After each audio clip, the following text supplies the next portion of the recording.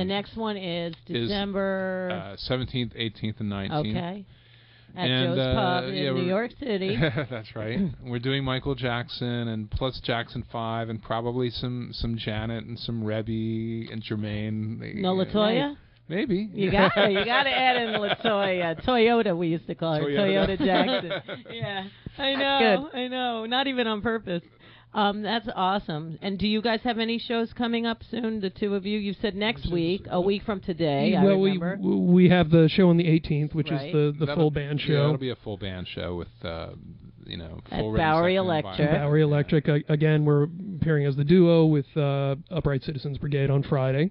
The 13th of November. As previously discussed. And then we are also doing a series called Small Beast, which is run by a guy named Paul Wallfish at the Delancey, which I think is on Monday nights at this point. And we're doing the 23rd, which may or may not be a duo or some expanded duo. We haven't quite decided yet. Well, you guys don't need anybody else, in my opinion. You guys sound freaking fabulous, just the two of you. That's nice. It's the MW thing. Very kind. And there's a large group of people in our band right now who are panicking hearing that statement. I'm sure it only sounds better. I mean, I know it's all like, to me anyway, I know, me, I don't mean it like that, but like it's the security blanket. You know, the more layers that you have, the more cozy I want the drums. I'm like, where's the She's whole a band? drummer. So, yeah.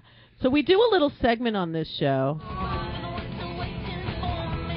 I'm just a bad roadie. Oh, this is the wrong... Wait a minute. How'd that happen? Oh, that's you. The engineer is messing up here. All right. Here, we do a little segment here where... All right. That just wants to come on. Anyway, you know who Billy Ficca is? Drummer of Television. Yeah, he's on this. So this is Billy. And this song is, anyway, it's called Skeletons. And we want you guys, if I could ever figure this out, we want you to share Skeleton from your closet with us. A skeleton from our collective closet or individual closets?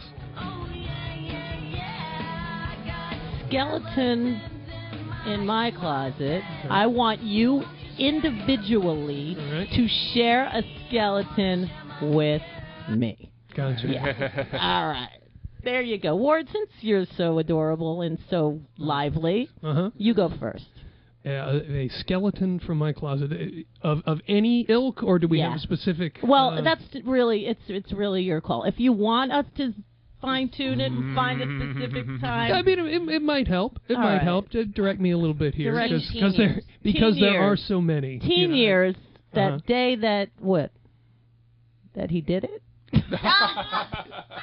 You go straight there. That's so funny. No, let him pick his own skeleton. Okay. From his teen years.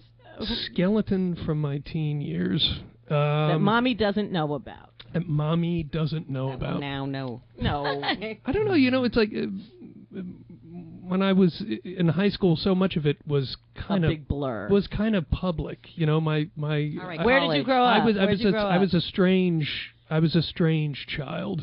Okay. And I can see it now. And yeah. and didn't really make any attempt to conceal any of that. So you know, I was sort of interested in things that other kids were not interested in. Like what? You know, I was like, Here comes the skeleton. I was a like a rock and roll. I was a rock and roll guy. You know, I was a music guy. Where'd you grow up? I grew up in Connecticut.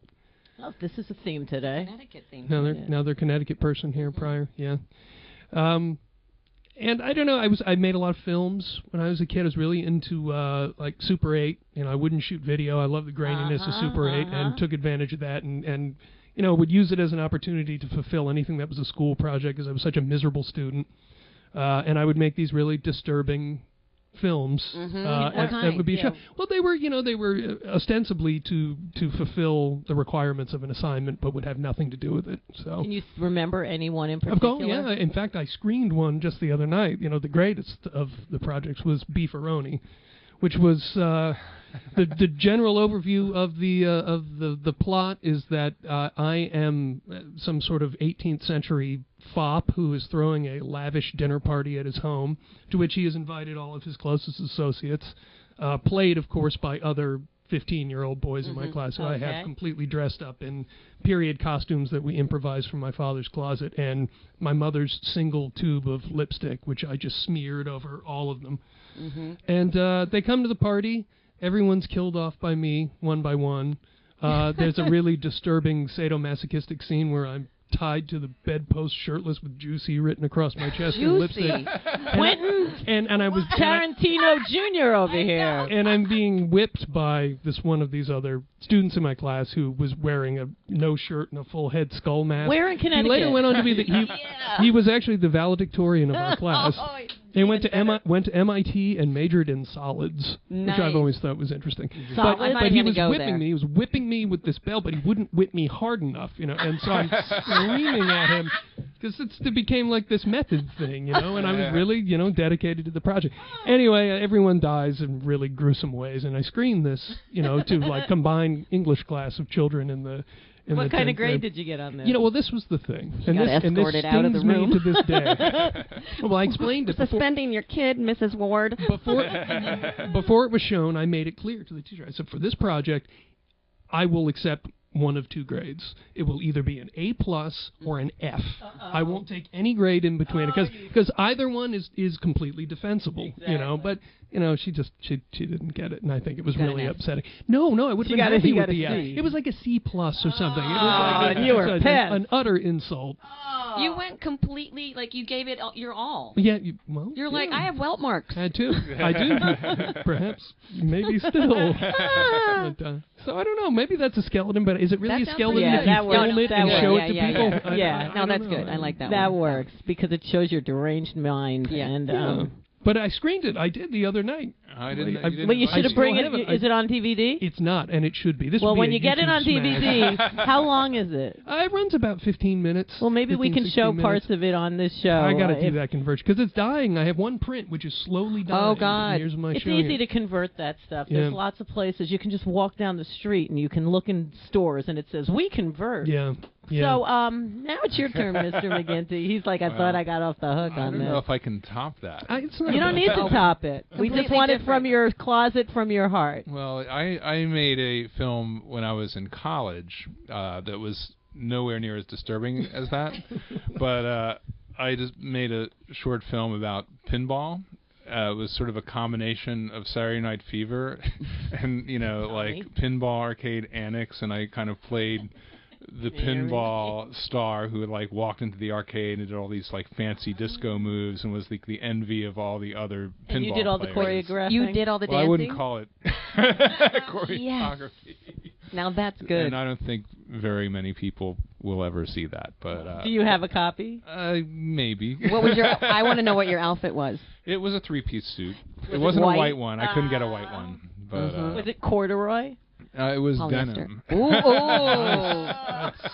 Wow. Wow. But, that's hot. You can't deny that. Those are good skeletons. That's a lot of denim. Yeah, 3 full full pieces of denim. I wish I still had it in a way, but not that it would fit. I mean, it's a coup to pull off wearing any 2 denim pieces at once, but when you have 3 components at once, that's... Or like a whole uni. Yeah. Zip up. Yes. That'd be hot. I know someone that still wears that. I have one somewhere, and I can't find